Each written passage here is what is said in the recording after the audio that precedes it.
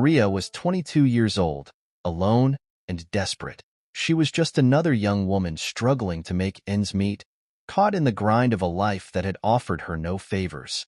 But when she found out she was pregnant, her world shifted in ways she could never have imagined. A child should have been a symbol of hope, a new beginning. Yet for Maria, it became something else entirely, a decision that would push her beyond the limits of morality and into the shadows of desperation. What would drive a mother to sell her own child? And what kind of world exists where such a choice is even possible? This is Maria's story. And once you hear it, you'll never see motherhood or humanity the same way again. Maria wasn't a bad person. She wasn't careless or reckless. She was just tired. Tired of working long hours for wages that barely covered rent. Tired of going to bed hungry so she could stretch her groceries just a little further. Tired of walking past mothers pushing strollers, wondering if she'd ever feel the joy they seemed to carry so easily. She didn't have a family to lean on. Her parents had drifted out of her life years ago, and friends, real ones, the kind who show up when it matters, were a luxury she simply didn't have. Every day felt like a battle she was losing, and when she found out she was pregnant, the weight of it all nearly crushed her. She wasn't ready. How could she be? She could barely afford to feed herself, let alone a baby. And yet, the thought of that tiny heartbeat inside her filled her with a flicker of something she hadn't felt in years. Hope. Maybe this was her second chance. Maybe this child could give her a reason to keep fighting. But hope doesn't pay bills. And as her pregnancy progressed, so did her desperation. The landlord started knocking harder, the bills piled higher, and her boss was already talking about cutting her hours. Maria felt trapped, watching her options disappear one by one. Until one day, the phone rang. It was a woman. Her voice was steady, soothing even, as she spoke about a solution. A way out. She didn't need to worry anymore, the woman said. Everything could be taken care of. All Maria had to do was let them help. The offer seemed surreal, too good to be true, but Maria couldn't stop herself from listening. She told herself it was for the baby, that this would give her child a better life, a life she couldn't provide. But deep down, a question lingered. What kind of help comes with such a heavy price? And why did it feel like she was stepping onto a path she couldn't turn back from? The offer, on the surface, was straightforward. She wouldn't have to worry about hospital bills or legal complications. The buyers would handle everything. In exchange, Maria would hand over her baby after delivery. They assured her it was a selfless act, providing a child to a family who desperately wanted one. The money they offered wasn't just enough to cover her expenses. It was enough to change her life. A fresh start, a way out of the endless cycle of struggle. But as the weeks passed, doubt began to settle in. Maria would wake up in the middle of the night, her hands instinctively clutching her growing belly, haunted by thoughts she couldn't silence. What kind of mother gives away her own child? What would she tell herself when the cries she'd never hear echoed in her mind? Then there were the buyers. Something about their kindness felt rehearsed, their interest in her overly precise. They never asked about her life, her struggles, her dreams for the future. All their questions centered on the baby, its health, its gender, its expected delivery date. It wasn't concern. It was calculation. As the due date approached, Maria's fear began to outweigh her desperation. The money, once a promise of salvation, now felt like a chain around her neck. She thought about running, disappearing before the baby arrived. But where would she go? She had no family, no savings, and no idea who these people really were. What if they found her? What if they didn't let her leave? The day she went into labor, the hospital room was colder than she expected, both in temperature and in atmosphere. The buyers were there, watching, waiting. Their presence was suffocating, their eyes sharp, unrelenting. Something was wrong. She could feel it in the pit of her stomach, even as she fought through the pain. It wasn't until later, when she overheard a hushed conversation in the hallway, that the full weight of her situation became clear. These weren't hopeful parents waiting for a child to love. They weren't offering Maria a lifeline out of kindness.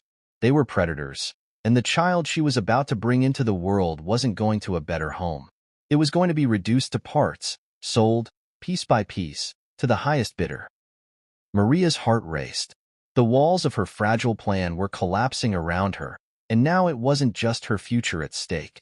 It was the life of her baby, and if she made the wrong move, it might also be her own.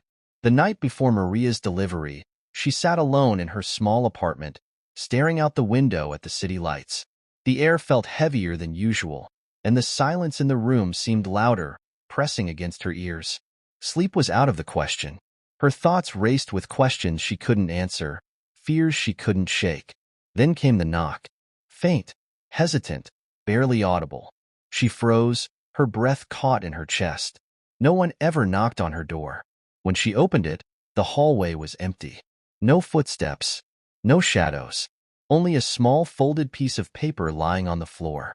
She picked it up, her hands trembling as she unfolded the note. The message was written in rushed, uneven handwriting, as though the writer had been in a hurry or afraid. It read, "Don't trust them. They're not who they say they are." Her heart pounded as her eyes darted toward the peephole, then back to the paper. Who had left it? How did they know about her situation? She thought about the buyers.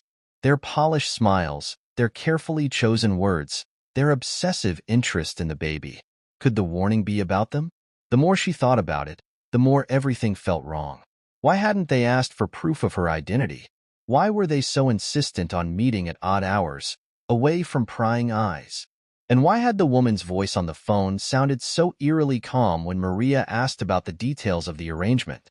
She tried to shake it off, telling herself it was just nerves, that the message was a prank or a mistake.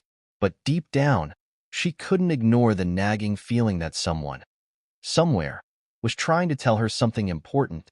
Maria didn't sleep that night. She spent hours pacing the room, staring at the note, and trying to piece together what little she knew. Every unanswered question gnawed at her. Who were these people? What did they really want? And what was she about to walk into? By morning, one thing was clear. She couldn't go through with the plan. But walking away wouldn't be as simple as she thought. Not when she was dealing with people who clearly had something to hide, and who wouldn't let her go so easily. The delivery room was a blur of pain and exhaustion, but when Maria finally heard the first cry of her baby, the world seemed to stop. For a fleeting moment, everything else disappeared. The fear, the doubts, the terrible choices she had made. All she could see was the tiny, fragile life in her arms, wriggling and warm against her chest. She had never felt anything like it. It wasn't just love. It was something deeper, something primal. Tears streamed down her face as she whispered softly, "I'm so sorry." It was a promise and an apology all at once. In that moment, she thought maybe she could find a way to keep the baby, no matter what it took. But the moment didn't last.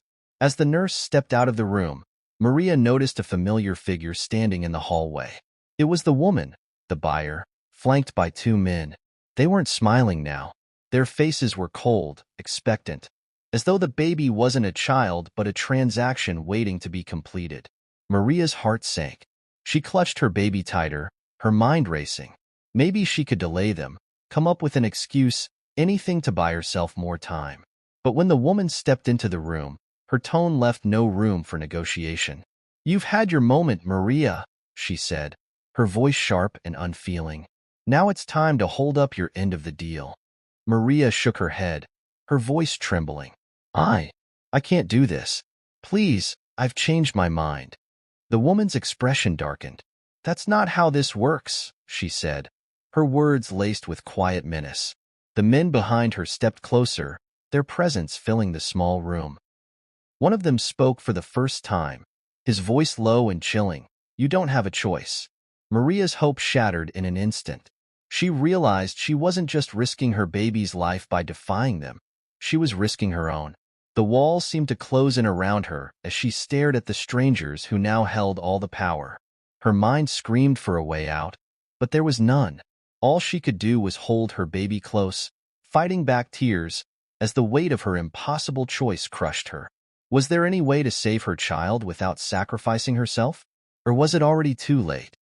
Maria had always considered herself powerless, a victim of her circumstances, but as she stared at her newborn's tiny face, something inside her shifted. This was her child, her blood, her responsibility, and she would do whatever it took to protect them. No more fear. No more running. As the buyers pressed her to hand over the baby, Maria made a decision that would change everything. Pretending to comply, she asked for one final moment alone to say goodbye. They hesitated, but eventually agreed, retreating to the hallway with sharp warnings not to make them wait. With shaking hands, Maria grabbed her phone and dialed the number she never thought she'd use, 911. She whispered into the receiver, her voice trembling but resolute, "Please, you have to help me. They're going to take my baby. They're not who they say they are." The next few minutes were a blur. Maria cradled her child, heart pounding, as footsteps thundered back toward the room. She barely had time to shove the phone under the blanket when the door flew open. The woman's face was a mask of fury. "What are you doing, Maria?" she hissed. Before Maria could respond, the sound of sirens filled the air. The buyers froze, their carefully constructed facade beginning to crack. The men exchanged panicked glances before one of them bolted toward the exit. The woman, realizing the game was up, leaned in close to Maria and whispered coldly, "You'll regret this." The authorities stormed in moments later, arresting the buyers and uncovering the horrifying truth about their operation. Maria's bravery had not only saved her baby but exposed a network of unimaginable cruelty. Yet as she watched them being led away in handcuffs, she didn't feel triumphant. In the days that followed, Maria struggled to make sense of everything. She had done the right thing. She knew that. But the guilt lingered. She had almost given up her child, almost handed them over to monsters. Could she ever forgive herself for that moment of weakness? Late at night, as her baby slept peacefully beside her, Maria would lie awake, haunted by the events that had unfolded. She had saved her child, but the scars of her decision would remain. And as she looked into her baby's innocent eyes, she wondered, would they ever know how close they came to being lost? And would she ever truly feel like she deserved to be called their mother? Maria's story is a haunting reminder of the lengths people will go to when they feel trapped, and the unimaginable strength it takes to fight back. But what about you? What would you have done in Maria's position? Could you make a choice like that, knowing what was at stake? Who left the note at her doorstep? How did these monsters get in contact with her? If this story left you questioning the boundaries of morality and survival, you'll want to watch our next video. It follows the journey of a man who uncovered the chilling truth behind his own adoption, a secret that would change his life forever. And don't forget to subscribe to our channel for more powerful stories that challenge what you think you know about humanity. These are the stories no one dares to tell, but everyone needs to hear.